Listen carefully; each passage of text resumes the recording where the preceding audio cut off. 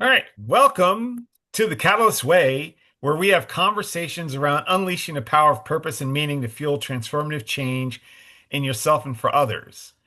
This is episode 13. So we are now moving past the halfway point. So our goal was 25 and 25. We started this in June, around June, and the goal was to do 25 by the end of the year. So now we're at 13. This is number 13. So we're moving forward. This episode is about a tool I created about a month ago. Um, and we'll just talk about it. I'll pull it up and we'll just talk about it. So it's actually called The Journey to Authentic Living. And I'll pull it up so you can see it. It's a 10-point scale. So I'll ask you, do you have any thoughts you want to share before I pull it up? Uh, Loved it the minute I saw it. Think that it is a great tool, and as soon as I read through it and we started talking, I knew that this was something that I think our community and also those outside of our community, our viewers, would really benefit from hearing about this, especially from the two perspectives that we are going to share on it. Okay. So here's the scale. Journey to Authentic Living, 10-point scale. Again, I created it about a month ago. This is probably, even though it said it's revision one, it's probably like revision eight. But it's a 10-point scale that is that kind of looks at where you're at in your life. So that first question captures what this scale is all about. Who do you see when you look in the mirror? And that to me is like the perfect question for for this tool.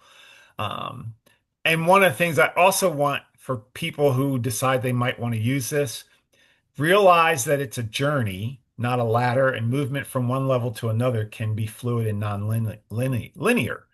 Um, so I'll go over it really quick. So again, 10 levels separated into four different areas: surviving, which is levels one, two, three; existing, levels four, five, and six; living, levels seven and eight; and then thriving, levels nine and 10. I originally created this scale. My friend Dimitri and I were having this conversation about her business, and she was trying to decide who she wants to work with. So we were trying to decide. So my example that I've always used in workshops is my wife's a therapist. My wife Rebecca's a therapist, and she works with people from negative to zero. And I would say I work with people from zero to positive infinity. But what does that mean? So then I said, I wonder if I created a scale, maybe we have a scale that would help, define what negative infinity is and what positive infinity is and what zero means. So as you can see, there's 10 different levels. Active crisis, level one is active crisis, suicidal ideation. Level two, seeking safety and initial stabilization. Level three, basic stability and fragile hope. Level four, functioning and emotional numbness. Level five, going through the motions and lack of passion. Level six, moments of normalcy and lingering struggles. Level seven, active engagement and self-improvement. Level eight, meaningful connection, emerging purpose. Level nine, deep self-awareness and resilient authenticity. Level 10, living your best, most authentic life. So those are the different levels. And it was really interesting. I didn't realize how profound this activity could be until I gave it to my therapist. And I said, I got a tool want you to check out, and I really would love to get your thoughts as a therapist. So I gave him this tool, and he's like, man, this is incredible. Like, and I'm like, why? He's like, because when he first started being work as a therapist, he was working mostly with people at one, two, and three. But now as he's evolved over in his practice and meets more clients, and he's now realizing he's working more with people at four, five, and six. But now he could actually put words to the type of clients that he typically sees, which he never had before. So he thought it was a really cool scale. And then when I shared it with Ivor, Ivor's like, well, hey, why are you looking at this from, you know, other perspective? What about you? And I went, ugh, I didn't think about that. And that's the beauty of sharing, being able to share with Ivor with stuff because he sees things from a different perspective than I.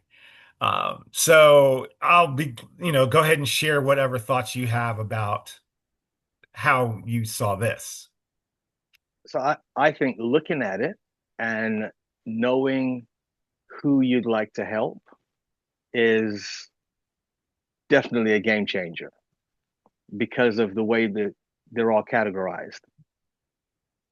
I did see immediately, though, what's most important for me was what about if I'm able to identify where I am first? Because that's got to have some type of influence on who I'm now looking to help. What you shared earlier about your therapist really proved that. Look at where he started out versus as he evolved, this is who I see me helping now. And I think all of us would probably be that way as we progress through all of the different stages, is now helping others who we now see as being in a place where we once were, and we're able to recognize that. So now we know how to best offer the type of help, assistance, guidance that they need. But I don't think that would be possible if I'm not using myself as the starting point to recognize, all right, well, here's where I am on the scale. I may not have always been there, but I know that's where I am now. And because I am at a 5 or a 6, I now know what it's like to be able to help someone who is at a 3 if I'm interested in doing that. Or I might just say, well, I'm more interested in helping someone at a level 5 and go there instead. So since you brought up, the self-examination piece, I'm going to challenge you and ask you, where do you see yourself on this scale? I would say that I'm level 7, 8, with probably a little 9 mixed in. Okay. And why? So what parts do you, so, what parts do you have and what parts do you need to focus on more then to get to a higher level? And I share that because I would say I see you at a level 9. So it's interesting that you see yourself at a level 7, 8, maybe a little 9, whereas I see you at a higher level. So I was curious why you would give yourself what you give, and I can share what I think about why I I, gave you I what I think did. I think we're always our worst critic, right? Mhm. Right? No one gives a harsher assessment than we do. And it's always when looking at striving to be better and striving to do more that you don't ever want to get to the point where you think I've arrived. It's always there's room left to grow. There's something left to achieve that when you reach that milestone, you're always asking, so what's next? Like, where do I go from here? And that's, I, I know that if, if I'm looking in the mirror, I don't have a problem checking off 7 and checking off 8, but with 9, it's always, can I do a little bit more in this area? Right? Can I, the self-reflection, can it be to a greater degree? How can I polish this area a little bit more? And in this area that isn't as polished, am I willing to allow it to be rubbed the wrong way so that the shine really can happen like it needs to, which is what relationships like ours foster, allow it to happen. So yes, I can understand why it would probably be a little easier for someone on the outside looking in, like yourself, to look at me and say, "Yeah, nine. What's your problem?" So think about level seven, okay? Actively investing in personal growth, building healthier habits, and consciously seeking out positive experiences. There's a noticeable increase in energy, interest, and moments of genuine joy, starting to understand and articulate personal values. You nailed that. So you passed seven. Okay. Yes, Eight, forming deeper, more authentic connection with others.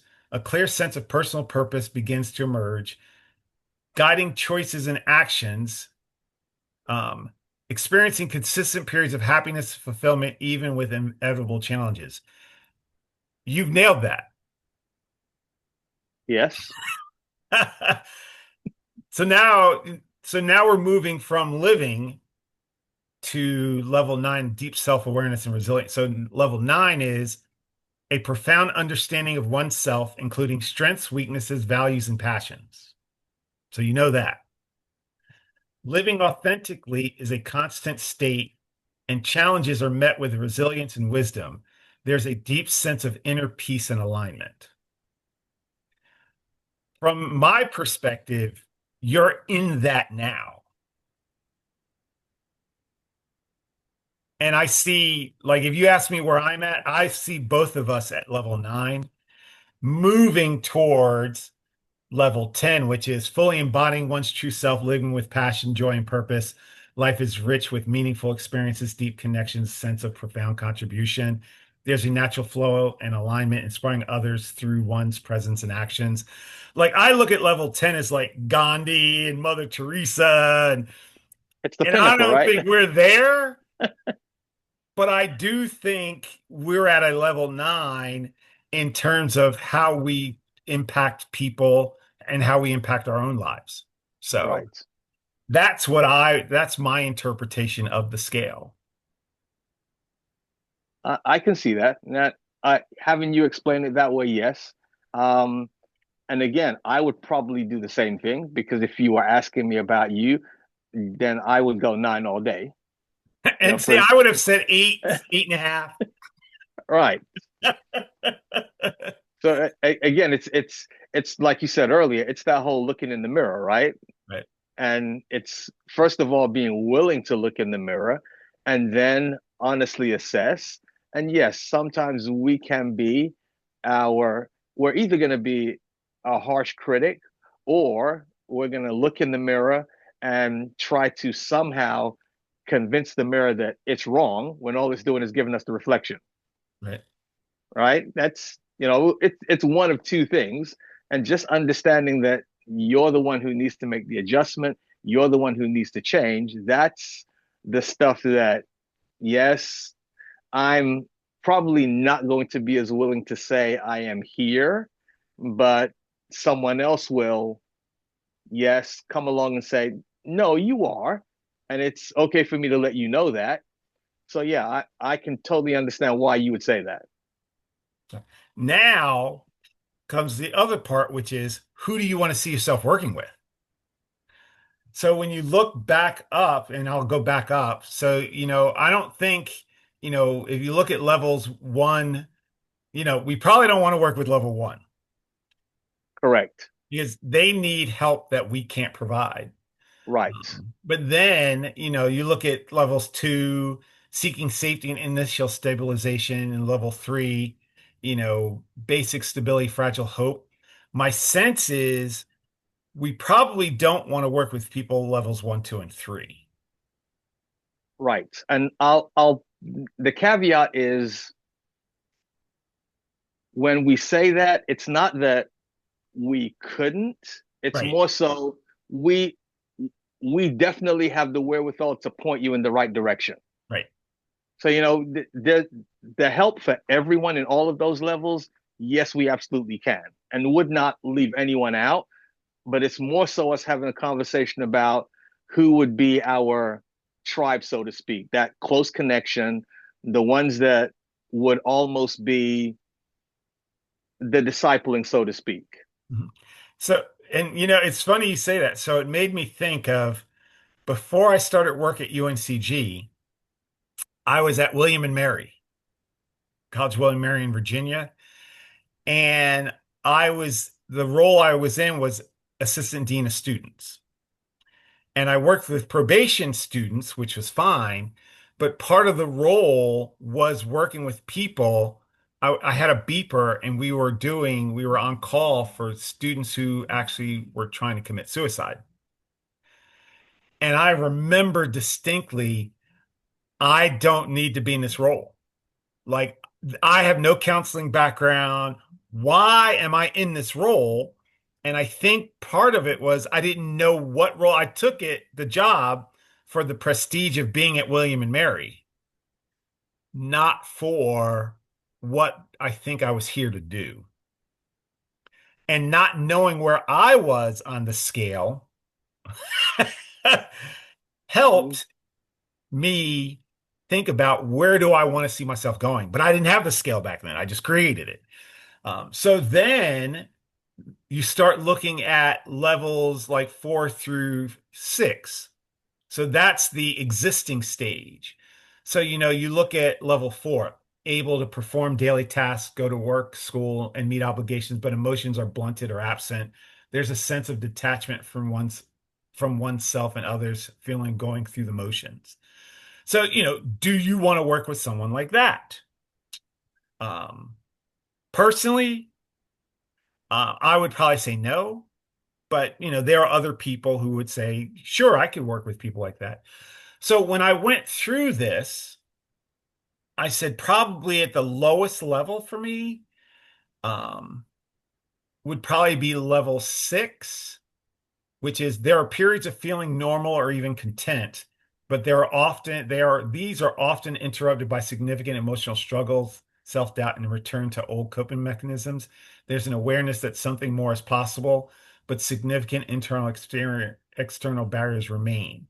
Because I think the tools that we have can help with those internal and external barriers.